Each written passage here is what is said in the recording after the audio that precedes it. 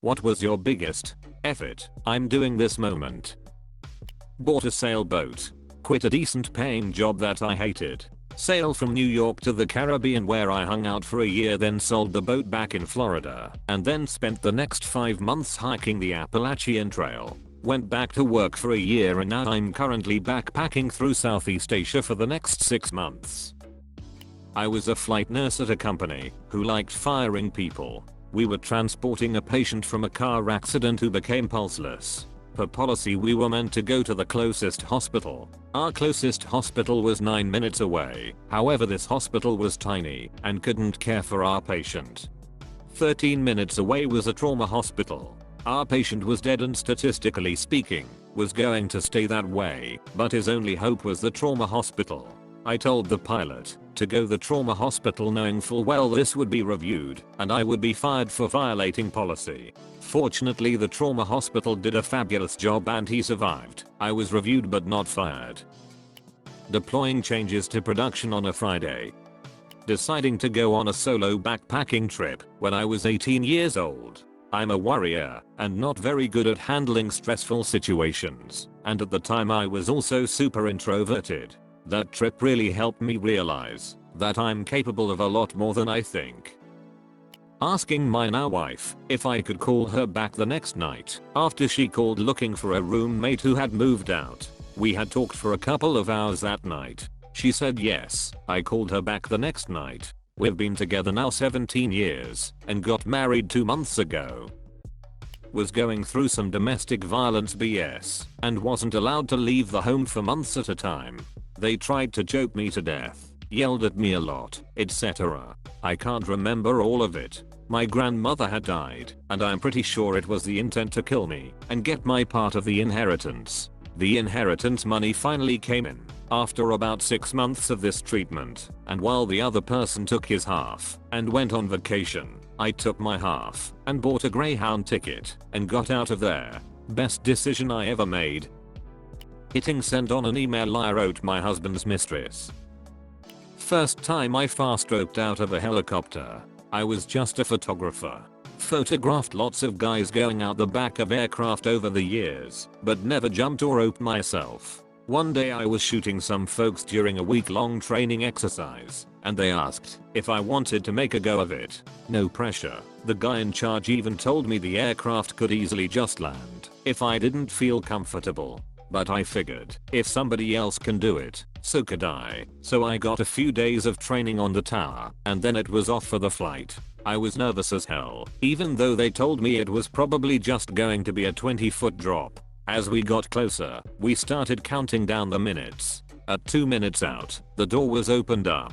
30 seconds and we unhooked and sat on the floor. It was night out and I couldn't see anything, and I was hyped up with nerves and energy, but I also wanted to show myself that I could do it. Remember, the person behind me ate. If you get hurt on the way down, roll to the side as quick as you can.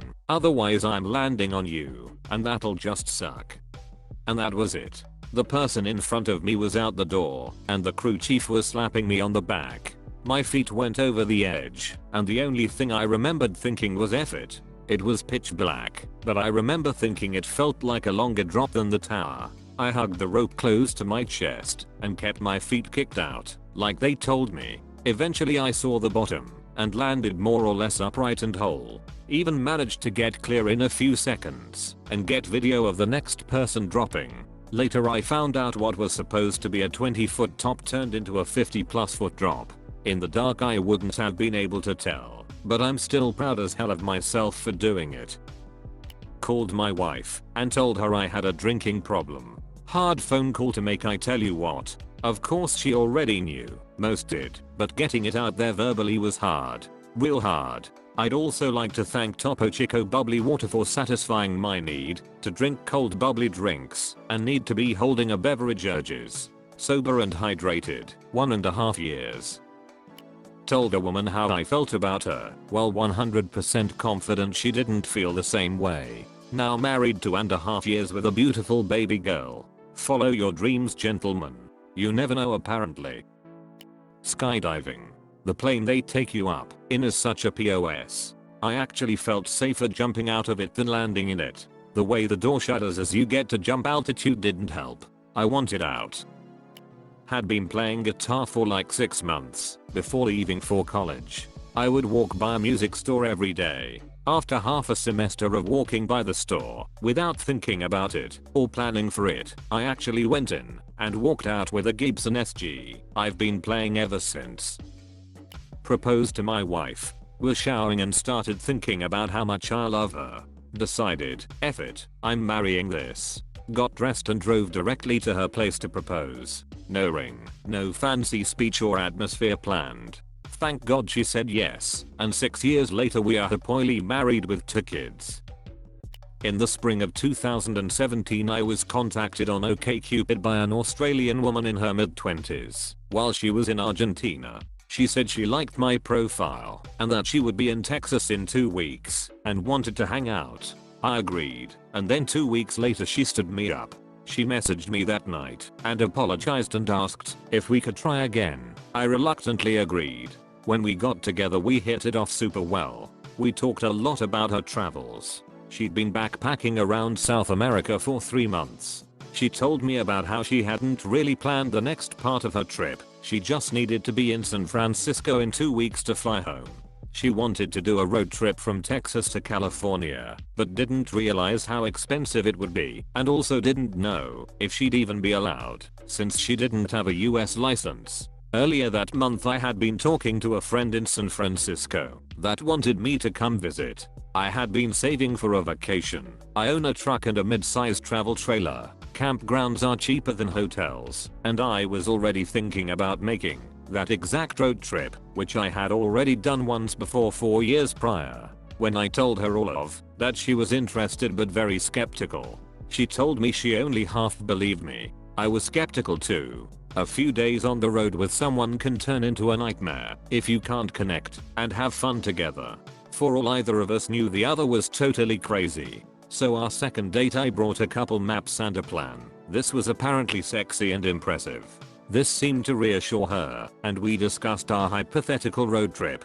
We planned on where we would camp and sightsee, and we decided to do it in 5 days, a pretty leisurely pace. After working out the logistics we were both feeling better about the idea, but still unsure. I stored my travel trailer on a ranch in the hill country, about a 2-hour drive from where I live, so I suggested that we drive out there, stay a night, and drive back as a trial run. If all goes well then we would leave a day later and split the travel expenses. The trial run was brilliant, and we were becoming pretty smitten with each other, so we said, F it, let's travel across the country with someone I just met. The 5-day trip turned into 8 days. We had so much fun we didn't want to say goodbye. After she flew home we kept in touch almost daily for nearly a year. We still chat on occasion to check in with each other, and I have plans on getting an Australian road trip out of her one day. Sitting in a terrible apartment, listening to the upstairs neighbor play fetch with his dog in the house, after waking me up at 4:30 AM. I'd been searching for a new apartment, but all I could see was my next bad rental. And so I ended up browsing Zillow and stumbled upon a townhouse in one of my favorite neighborhoods, in my price range, with all the features I wanted. Stared at it for a week, then said F it, I was going to end up buying a house in a few years, might as well just do it now. Things got kind of chaotic for a few months getting funds sorted, and inspections and packing and moving, but I moved in over a year ago and absolutely love the house.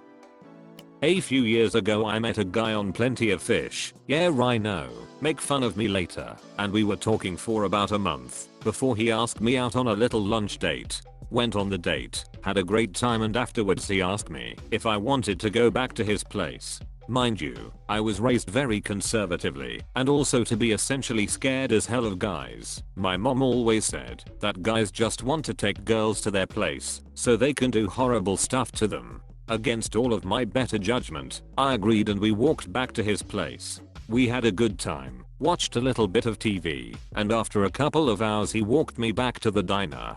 I gave him a kiss on the cheek, and we parted ways. We were just married on August 31st of this year. That is it for today. Do all the YouTube stuff and I'll see you all tomorrow.